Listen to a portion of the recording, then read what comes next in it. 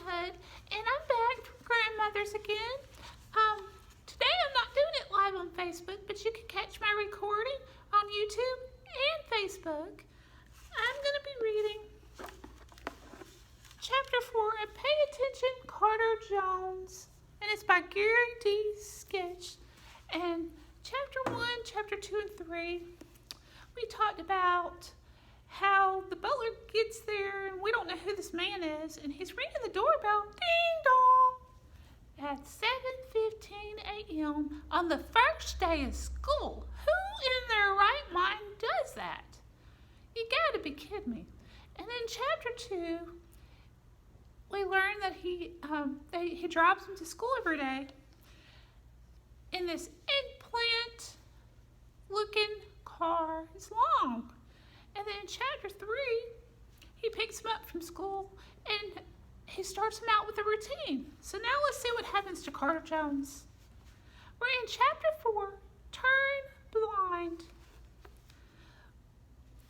And I will take my bookmark out so I'm done reading that one. So it just holds my place. And if you have not signed up for summer reading, it's not too late. Go to www.mccpl.lib.al.us or call the Eldorado Regional Libraries at 334-625-4844. Chapter 4, Turn Blind. When the batsmen ground their bats at the end of their run and change direction, the batsman facing the side of the field to which the ball has been struck must judge the likelihood of their making another successful run. When he turns in the opposite direction or turns blind, a dangerous tendency, he cannot see the state of the play and so takes the risk of being run out. To turn blind is a risky endeavor. I decided to revolt. Wiping up dog vomit, nearly drowning in an Australian tropical thunderstorm, drinking tea with milk and sugar, and it doesn't matter that I've finished it, okay? And I haven't even told you about the 45 minutes of Mr. Barkis's word problems I had to do after Annie finished her stupid Chopin studies. 45 minutes that were supposed to be 30 minutes. But the butler decided I needed to show my work on all the problems. And I'm not even going to talk about how he made me rewrite my one paragraph description of one place I went this summer for Miss Hartnett 4 times. 4 times. And how I had to check Emily's edition with her, even though no one ever checked my edition in the 2nd grade. And how I had to walk Ned around the block again before supper. And how I had to carry all my wet clothes to the washer and learn how to wash them myself. And how after all that I had to dry the dishes while the butler scrubbed. And how before he left he made me promise to walk Ned one more time and put my clothes in the dryer and fold them. Underwear as well, young Master Jones.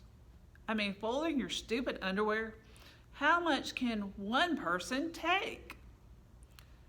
So I decided to revolt. But a revolt doesn't have to be obviously. It can start with a small thing, something a British tyrant hardly even notices.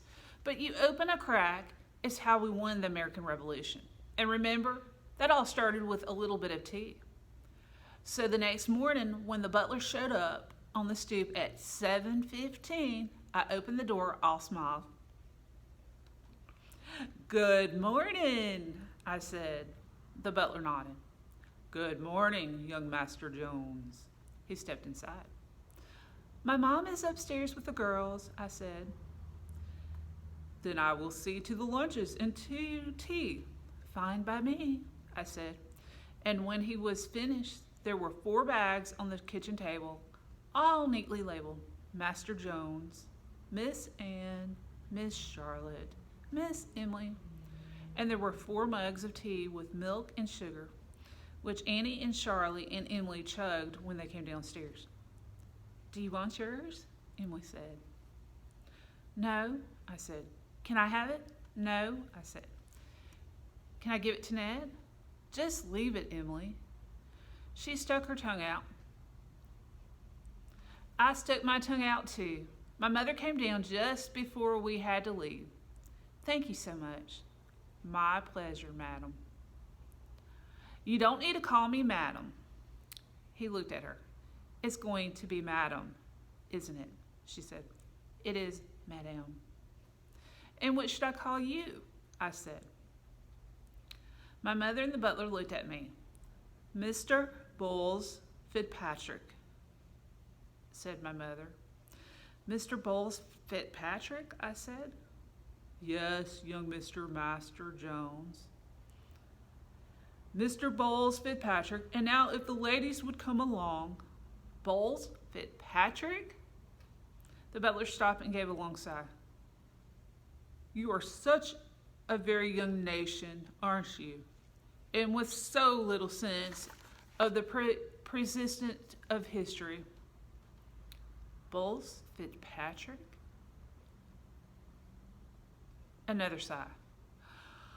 Bowles Fitzpatrick fell in the Wars of the Roses long before you were a nation, and at least one fought with Nelson at the Battle of the Nile.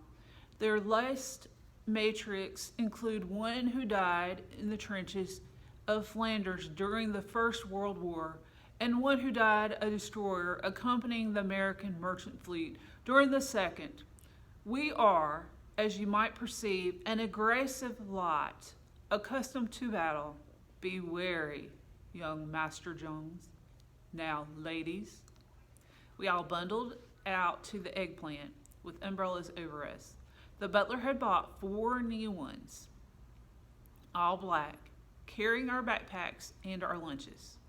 And okay, maybe he was accustomed to battle and stuff, but I could be too.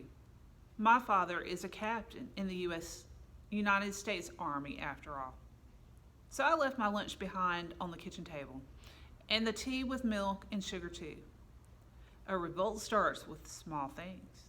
The butler, Mr. Bowles Fitzpatrick, never noticed my lunch was missing.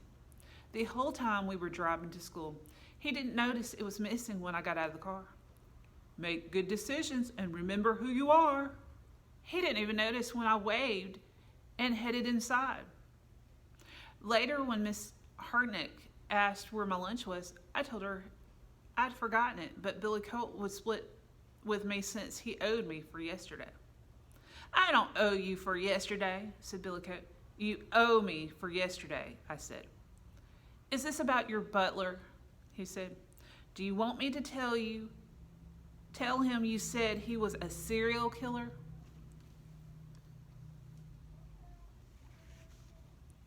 I didn't say he was a serial killer. I said he looked like a serial killer. You think serial killers care a whole lot about word choice? I said. So Billy Colt said he split with me. Then we turned in on our one-paragraph descriptions, and Miss Hartnett read through them with her laser teacher eyes and picked out 3 to read aloud to the whole class. As soon as she said she was going to do that, I knew she was going to read mine because the butler made me write the thing over 4 times. You might remember. And who else in the whole 6th grade would have done that? So she read Patty Trowbridge's paragraph about the Amish farm in Pennsylvania and Jennifer Washburn's paragraph about the aquarium in Chicago. And then she read about the visit to Liberty Park in New York City and how it was foggy and clammy and cold, and we could hardly see anything until a wind came up off the river, and suddenly it was clear. You could see the World Trade Center site, and it was solemn. That word was the butler's suggestion. I guess you can tell the butler wasn't a serial killer, since he cared about the word choice. What wonderfully evocated connotations, said Miss Hartnett.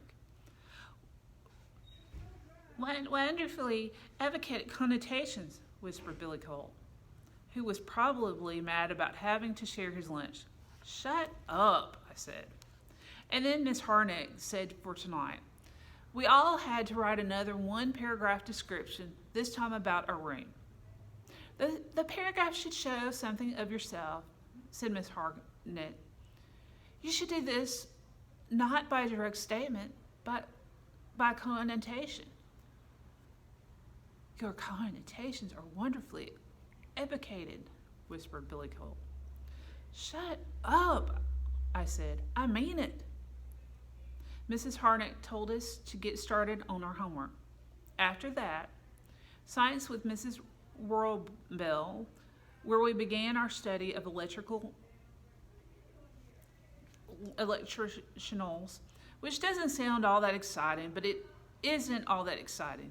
And then PE, where Coach Krosnick made us haul all the gray mats out of the storage and into the yard to air them. Cheap labor, boys, he said. Cheap labor.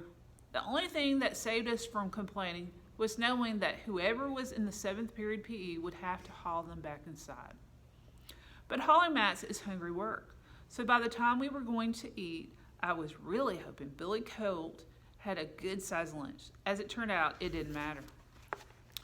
When we got to the cafeteria, kids were crowded around one of the tables, and when they saw us, someone hollered, "There he is!"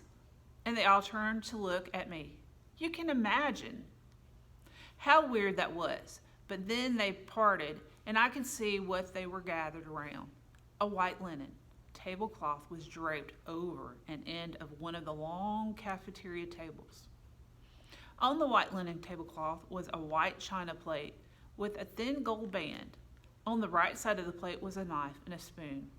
On top of the white linen napkin, on the left side were 2 forks.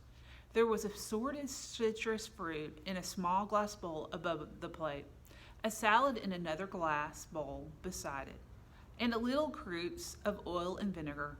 On the plate was a chicken breast with baby carrots and mushrooms.